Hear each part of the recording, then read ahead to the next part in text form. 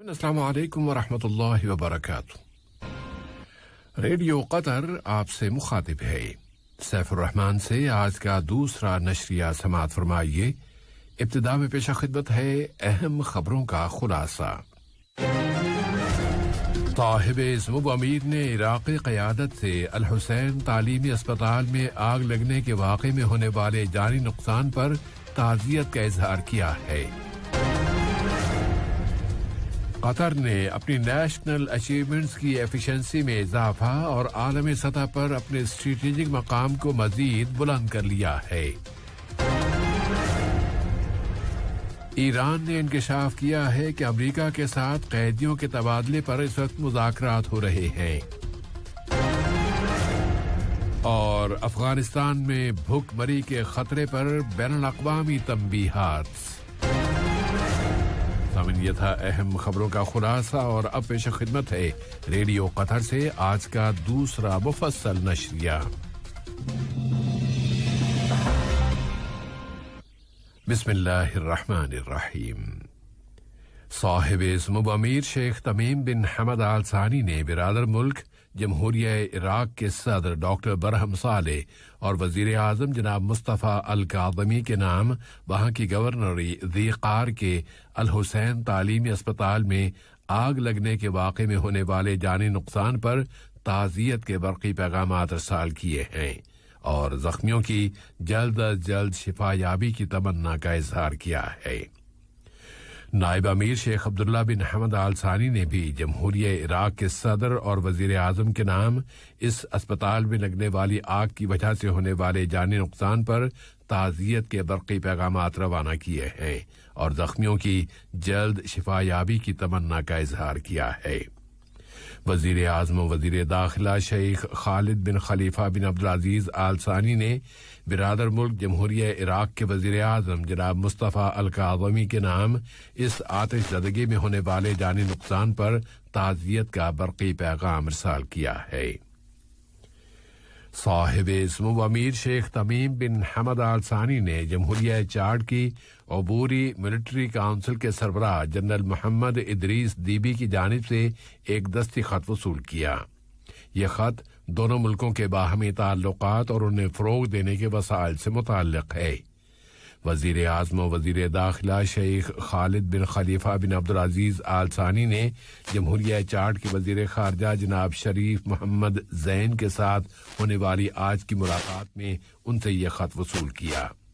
मुलाकात में दोनों मुल्कों के दरमियान ताल्लुकात और ताअवुन और उसे मजीद फ़रोग़ देने के वसाइल का जायजा लिया गया। साहिब-ए-इज़्ज़ अमीर शेख तमीम बिन हमद आल सानी ने जमहूरिया मोंटेनेग्रो के सदर मिलोडो कैनोविच के नाम उनके मुल्क के कौमी दिन के मौके पर मुबारकबाद का बरक़ी पैगाम इरसाल किया है। नायब अमीर शेख अब्दुल्ला बिन हमद आल सानी ने भी जमहूरिया मोंटेनेग्रो के सदर को इस दिन की मुनासबत से मुबारकबाद दी है, जबकि वजीर आज़म और वजीर दाखिला शेख खालिद बिन खलीफा बिन अब्दुल अजीज आल सानी ने जमहूरिया मोंटेनेग्रो के वजीर आज़म डॉक्टर ज़िडारफ्को क्रिवोकाविच के नाम इस दिन के मौके पर मुबारकबाद का बरक़ी पैगाम रवाना किया है। नायब अमीर शेख अब्दुल्ला बिन हमद आल सानी से आज दीवान अमीरी में वाक़े उनके दफ्तर में बिरादर मुल्क सऊदी अरब के सफ़ीर शहजादा मंसूर बिन खालिद बिन अब्दुल्ला अल फरहान आल सऊद ने मुलाकात की। मुलाकात में दोनों बिरादर मुल्कों के बाहमी ताल्लुकात और मुख्तलिफ शोबों में उन्हें फ़रोग़ देने के वसाइल और मुश्तरका दिलचस्पी के मौज़ूआत पर बातचीत की गई। कतर में इंफ्रास्ट्रक्चर के बड़े प्रोजेक्ट के निफाज में कामयाबियों का सिलसिला जारी है। इन्हीं कामयाबियों के ज़िमन में ही वजीर आज़म और वजीर दाखिला शेख खालिद बिन खलीफा बिन अब्दुल अजीज आल सानी ने कल हमद और दोहा इंटरनेशनल एयरपोर्ट्स का दौरा किया है ताकि वहां इन हवाई अड्डों में मजीद तोसी और वहां डेवलपमेंट के कामों का जायजा लिया जा सके। नेशनल अचीवमेंट्स की सलाहियत और एफिशिएंसी को बढ़ाने वाले इन प्रोजेक्ट्स और मंसूबों की वजह से आलमी सतह पर कतर के स्ट्रेटेजिक मकाम व मर्तबे में मजीद इजाफा हो रहा है। وزیر مملکت برائے امور خارجہ جناب سلطان بن سعد المریخی سے ملک میں عوامی جمہوریہ چین کے سفیر جناب چو جیان نے ملاقات کی ہے۔ ملاقات میں دونوں ملکوں کے درمیان دو طرفہ تعلقات و تعاون پر گفتگو کی گئی۔ وزارت خارجہ کے سیکرٹری جنرل ڈاکٹر احمد بن حسن الحمادی سے منشیات و جرائم سے متعلق اقوام متحدہ کے دفتر میں معاہدوں سے متعلقہ امور کے شعبے کے ڈائریکٹر جناب جان برانلینو نے ملاقات کی ہے۔ ملاقات میں قطر اور اقوام متحدہ کے درمیان تعلقات اور تعاون کا جائزہ لیا گیا ہے۔ بلغاریہ کے وزیر اعظم جناب سٹیبان یانیو سے صوفیہ کے لیے قطر کے سفیر جناب راشد بن علی الخاطر نے ان کی سفارتی ذمہ داریوں کے اختتام پر ملاقات کی ہے۔ جناب یانیو نے دو طرفہ تعلقات کو فروغ دینے کے لیے سفیر محترم کی کوششوں پر ان کا شکریہ ادا کیا اور دونوں دوست ملکوں کے درمیان منفرد تعاون کی تعریف کی۔ بلغاریہ کے وزیر اعظم نے قطری سفیر کو مستقبل میں سونپے جانے والی ذمہ داریوں کی ادائی میں ان کی کامیابی اور دونوں ملکوں کی مزید ترقی و خوشحالی کی تمنا کا بھی اظہار کیا ہے۔ وزارت صحت عامہ نے آج اعلان کیا ہے کہ ملک کی سوسائٹی میں کورونا وائرس کے مزید 79 کیسز اور مسافروں میں مزید 63 کیسز رجسٹر ہوئے ہیں۔ وزارت صحت کے مطابق مزید 149 مریض اب صحت یاب ہو گئے ہیں۔ اس طرح یہاں اب تک شفا پانے والے مریضوں کی کل تعداد 2,21,549 ہو گئی ہے۔ اب علاقائی اور بین الاقوامی تازہ حالات سے متعلقہ خبروں کی طرف آتے ہیں۔ عراق کے جنوبی گورنری ذی قار میں الناصریہ کے الحسین اسپتال میں لگنے والی آگ میں 90 سے زیادہ اشخاص جاں بحق ہو گئے ہیں، جبکہ دسیوں دوسرے آگ سے جھلس کر زخمی ہو گئے ہیں۔ اسپتال کے آس پاس اس وقت خوف و ہراس اور غصے کے جذبات پائے جاتے ہیں۔ وہاں کے شہری دفاع نے اعلان کیا ہے کہ آگ پر قابو پا لیا گیا ہے، لیکن لاشوں اور زخمیوں کو نکالنے کا کام ابھی جاری ہے۔ ذی قار ضلع کے ترجمان عمار الزاملی نے آگ لگنے کی وجہ ٹیکنیکل خرابی بتائی ہے۔ عراقی صدر برہم صالح نے کہا ہے کہ الحسین اسپتال میں آگ لگنے کا یہ اندوہناک واقعہ اور اس سے پہلے ابن الخطیب اسپتال میں آتش زدگی، یہ دونوں واقعات وہاں بہت زیادہ پھیلی ہوئی کرپشن اور ادارتی بدعنوانی کا نتیجہ ہیں۔ ذی قار کے گورنر نے وہاں عام سوگ کا اعلان کر دیا ہے اور عدالتوں کی طرف سے ذی قار میں صحت کے شعبے کے 13 اہلکاروں کی گرفتاری اور اس واقعے کی تحقیقات کے حکم جاری کر دیے گئے ہیں۔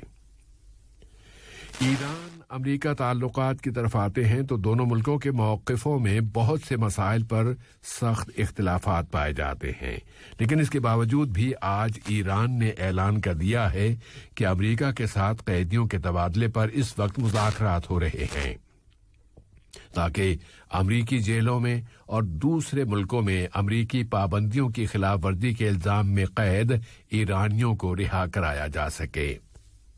ایرانی حکومت کے ترجمان علی الربیعی نے کہا ہے کہ تہران امریکہ کے تمام سیاسی قیدیوں کا انسانی مقاصد کی بنیاد پر تبادلہ کرنے کے لیے تیار ہے اور اس کے بالمقابل دنیا بھر میں ان ایرانی قیدیوں کو رہا کر دیا جائے جنہیں واشنگٹن کے کہنے پر گرفتار کیا گیا ہے۔ ایرانی ترجمان نے کہا ہے کہ جب یہ مذاکرات کسی نتیجے تک پہنچیں گے تو مزید معلومات کا بھی انکشاف کر دیا جائے گا۔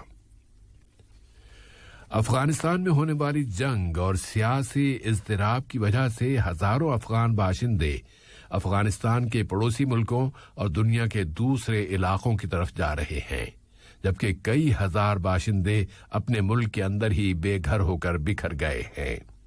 ان حالات کی بنا پر بین الاقوامی تنظیمیں ڈرا رہی ہیں کہ افغانستان میں کسی بھی وقت بھوک مری پھیل سکتی ہے۔ بچاؤ اور امداد فراہم کرنے والی تنظیموں کو امداد پہنچانے میں بہت مشکلات پیش آ رہی ہیں اور سول باشندوں کو بنیادی سروسز کی فراہمی بھی مشکل ہو رہی ہے۔ طالبان تحریک نے شہروں کی آبادیوں سے کہہ دیا ہے کہ وہ ان کے شہروں میں کسی معرکے سے بچنے کے لیے ہتھیار ڈال دیں۔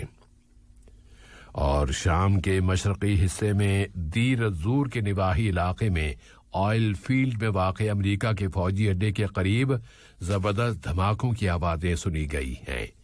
وہاں کے مقامی ذریعے نے بتایا ہے کہ دھماکوں کے بعد اس اڈے کے آس پاس دھوئیں کے بادل بھی اٹھتے دیکھے گئے ہیں، لیکن ان دھماکوں کی وجوہات کے بارے میں تاحال کوئی معلومات نہیں مل سکیں۔ مقامی ذریعوں کا خیال ہے کہ اس اڈے کو ایک ہفتے کے اندر اندر اب تیسری مرتبہ راکٹوں سے نشانہ بنایا گیا ہے۔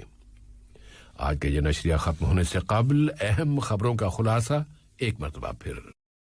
السلام علیکم دوستو، میں ہوں شیخ نور۔ آپ دیکھ رہے تھے قطر نیوز ٹوڈے۔ مجھے امید ہے کہ یہ ویڈیو آپ کو انفارمیٹک لگی ہوگی۔ اسی طرح کے ویڈیو پاتے رہنے کے لیے نور ٹائم 24/7 یوٹیوب چینل کو سبسکرائب کیجیے اور اس ویڈیو کو لائک، کمنٹ اور شیئر ضرور کیجیے۔ اگر آپ فیس بک پر دیکھ رہے ہیں تو شیخ نور پیج کو لائک کیجیے اور فالو کیجیے تاکہ میں جیسے ویڈیو اپلوڈ کروں آپ تک پہنچ جائے۔ شکریہ۔